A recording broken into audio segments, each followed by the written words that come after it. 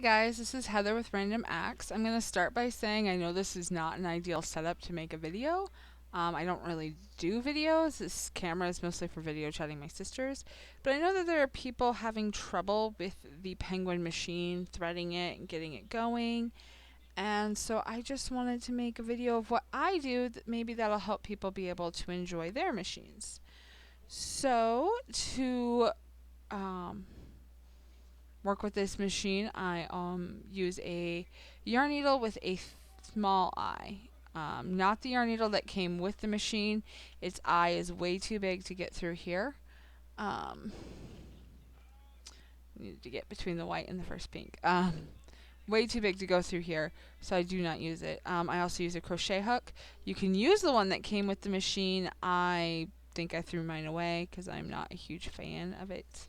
And I have a lot of really good crochet hooks around the house, so I'm using one of mine, but you can use the one that came in the machine. And then a binder hook, binder clip, a dryer sheet, a bit of tape, and scissors, because I'm going to need scissors for my project. I am making these little pom-poms for the end of Santa hats today. That is what I'll be working on to do this. It's going to be 22 rows. So to start, we are going to thread the yarn needle.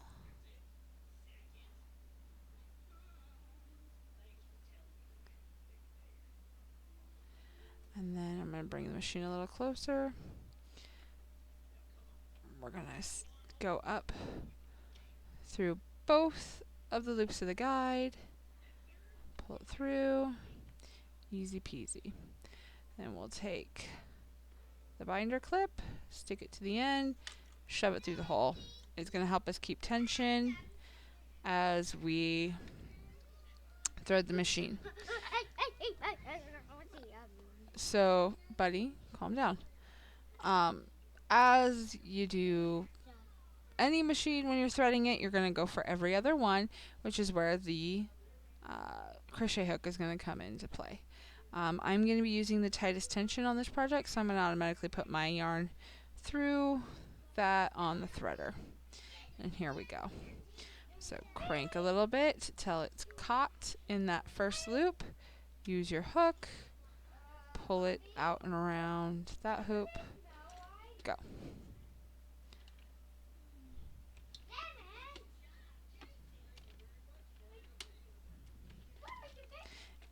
Buddy, quiet please. Goodness. Around that. You're keeping tension on here so that the yarn goes behind the two teeth, I guess that's what you call these, as you go. Caught here. Flip this one over.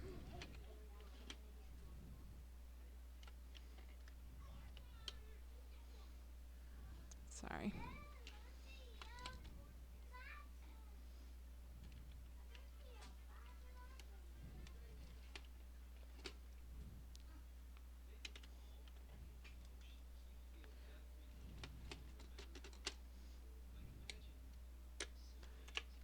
That's what I get for trying to watch it on the camera instead of just doing it. And I couldn't even make sure that you... So then the last one is the white peg. If I go from this angle, maybe you can see it better, what I'm doing. Throwing it behind. All the way across. And then we're going to do our first row. I usually do a couple stitches past before getting this out. It's your standard dryer sheet. Maybe. Standard dryer sheet, fold it in half, fold it in half again. Loosely loop it around the yarn here between the guide and the tension bar. And then just secure it again loosely with a bit of tape. And that helps with tucked and drop stitches in my experience. Okay, clear this because I don't count that first row when I do projects. Okay, we gotta listen to the machine and what it's telling us as we get started. You want to listen to the machine. They don't like going slow. Oh my. It is not liking me at all. You want to listen to the machine. That is something, it's like it's telling me to tell you this part. You gotta listen to your machine. See that clicking? That's not good.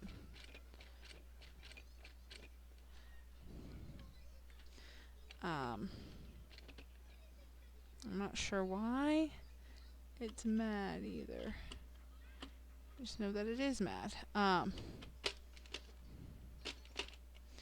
You gotta listen to your machine. I didn't originally listen to this machine, and I was forcing some faux fur yarn through. I don't know if you can super tell because of lighting, but I ate these gears here to the point where it wouldn't even crank past those gears anymore. I literally was forcing it through because I wanted to get those faux fur done. So don't be like me. Save yourself the money from having to buy a new center gear and just listen to your machine. So when your machine goes good, it is just like butter. Okay. I will see you guys when it's time to take it off. Alright, we did 22 rows. I cleared the row counter because I had some issues. But it is 22 rows. I'm going to make a tail. Take off the dryer sheets. And I'm going to take my crochet hook in here and pull the yarn between the white hook and the pink hook. Thread it again.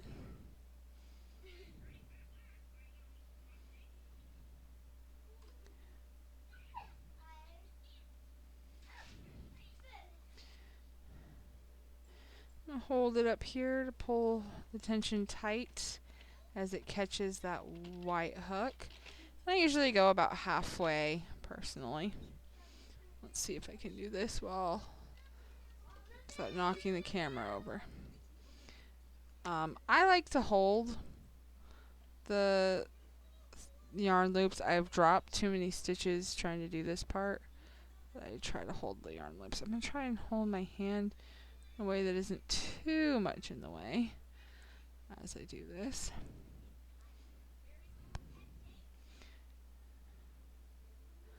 And you pick up the loops. Try not to do what I just did, which is split the yarn. So try and fix it.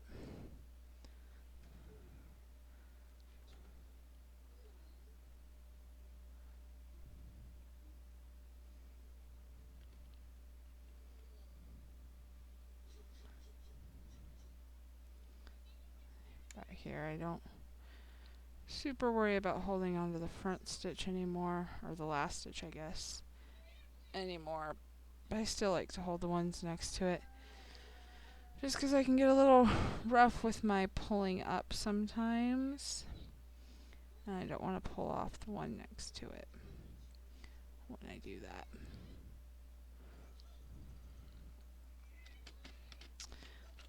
Crank some more.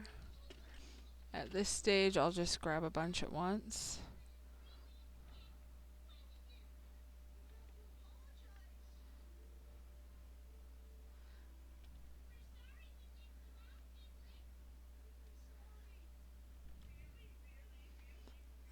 I hope this video helps everyone.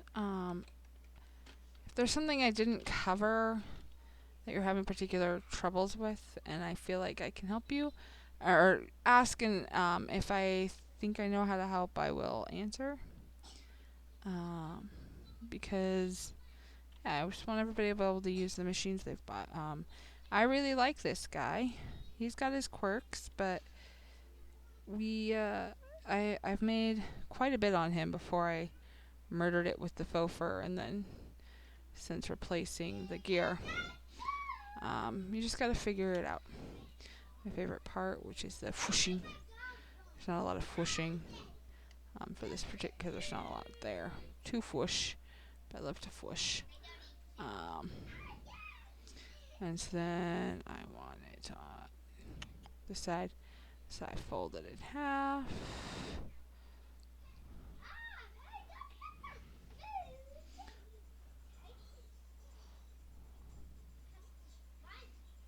Pull the two yarn ends.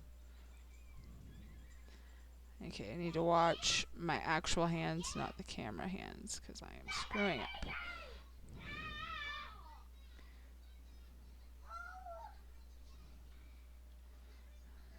Close it up. Kind of make a little beanie. A very, very tiny beanie.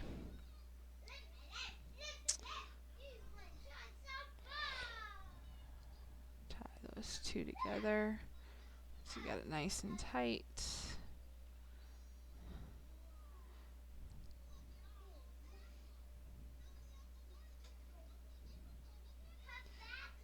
And then turn it inside out. Shove all the ends in. Take my, and it still has the needle on it, and pick up every other stitch. I think of the stitches as loops, so that's 2 here, 2 here, all the way around.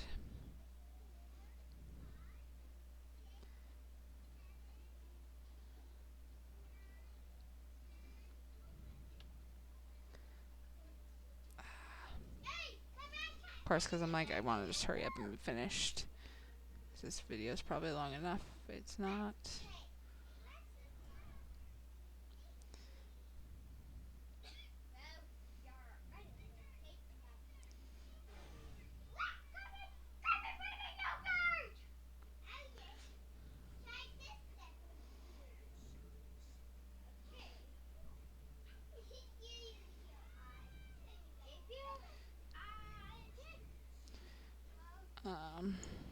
Shove all that in.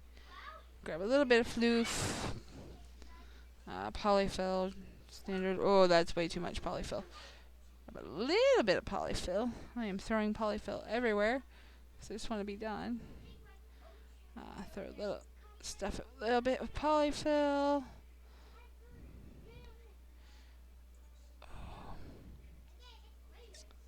Nice. Pull that. And then follow the yarn so it's pulling this way. So follow the yarn around the circle, picking up loops and pulling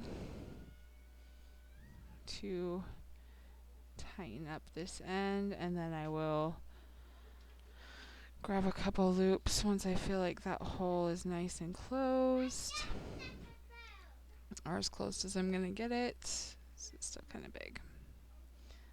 It's getting better. I think one more set. Grab a couple loops. Pull, maybe. Make a knot. Do another couple loops.